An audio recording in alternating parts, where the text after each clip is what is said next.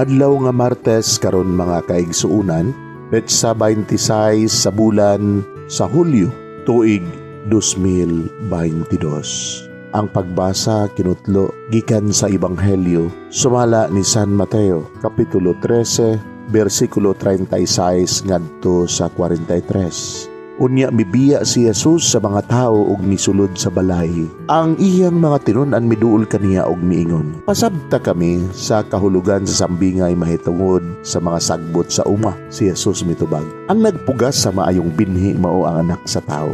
Ang uma mao ang kalibutan ug ang maayong binhi mao ang mga tawo nga sakop sa gingharian. Ang mga sagbot mao ang mga tawo nga sakop sa yawa, apan ang kaaway nga nagsabod sa mga sagbot mao ang yawa. Ang pagpangani mao ang katapusan sa kalibutan ug ang ting-ani mao ang mga anghel. Sama nga ang sagbot hipuson ug sunugon, mauusab kini ang mahitabo sa katapusan sa kalibutan. Ipadalaon niya sa anak sa tawo ang iyang mga anghel. Hipuso nila gikan sa iyang gingharian ang tanan nga maoy nakaangin sa mga tawo sa pagpakasala, lakip ang tanan nga nagbuhat og dautan. Itambog sila ngadto sa kalayo nga nagdilaab diin, maghilak sila og magkagot sa ilang ngipon. Unya ang katawhan sa Dios mudan-ag sama sa adlaw didto sa gingharian sa ilang amahan. Busa kun may dalunggan kamo pamati. Mga igsuon, ang Ebanghelyo sa Ginoo. Daygon ikaw o Kristo.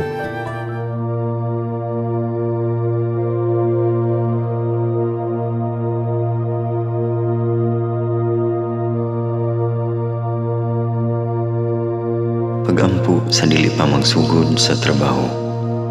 Magampo kita sa ngalan samahan sa Anak ug sa Espiritu Santo. Amen. Langit no namong Amahan, sa among pagsulod nining trabahoan, among gidala ang imong presensya uban kanamo. Among gipamulong ang imong kalinaw, imong grasya, imong kaluoy ug ang imong perpektong hanay sa among mga trabaho. Among gipadayag ang imong gahom labaw sa tanan diha sa mga butang nga among mahimo, masulti, mahuna-unaan ug mahukman sulod nining adlaw. Ginoo, nagapasalamat kami sa gasa sa kinabuhi niining bagong adlaw, niining kahigayunan nga kami nakasulod sa trabaho ug mamahimong parte niining nga grupo. Salamat sa mga gasa nga imong gitugyan kanamo. Hamong gamiton kini diha sa pagimaya kanimo. Hatagi kami sa kusog ug kadasig sa pagbuhat sa among mga trabaho. Panalangini ang among mga proyekto, mga ideya ug kusog, aron sa ingon bisan sa pinakagamay namong mga kalampusan, magahatag kini sa imong himaya. Ubani kami Ginoo sa among pagtrabaho nining adlaw. Puna kini nga lugar sa inspirasyon ug kusog. Tabangi kami nga magtrabaho isip usa ka grupo nga mapakita sa usag-usa ang kamaayo. Himuha kami nga maayo nga makabot namo ang mga butang nga kinahanglan namong buhaton.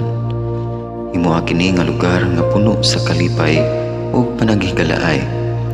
Ug kamugaway ug kalinaw ang mapatigbabaw niining dapita.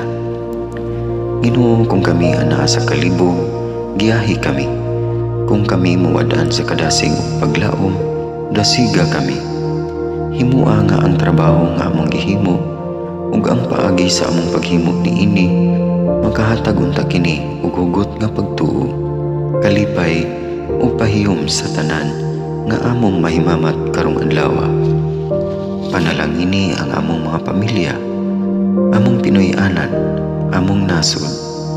Himua nga magmatidud-anon kami sa pagtagad ug pag-amuma sa kalikupan ug sa tanang may kinabuhi diha sa pagbuhat kanamo sa pagkabot sa imong pangandoy alang sa hustisya ug kagawasan. O Ginoo, sa among pagbiya nining lugara, tagay kami sa imong panalangin ug kaluoy sa among pagbiyahe. Panalangini ang among mga pamilya ug Pinoy-anan nga anaon ta sa maayong kahimtang sama sa among pagbiya kanila. Ginoo, salamat sa tanang butang nga imong nabuhat, sa tanang butang nga imong gibuhat ug sa lang butang imong buhaton pa. Sa ngalan ni Jesus, among giampo diha sa tumang pagigugma ug pagpasalamat. Amen.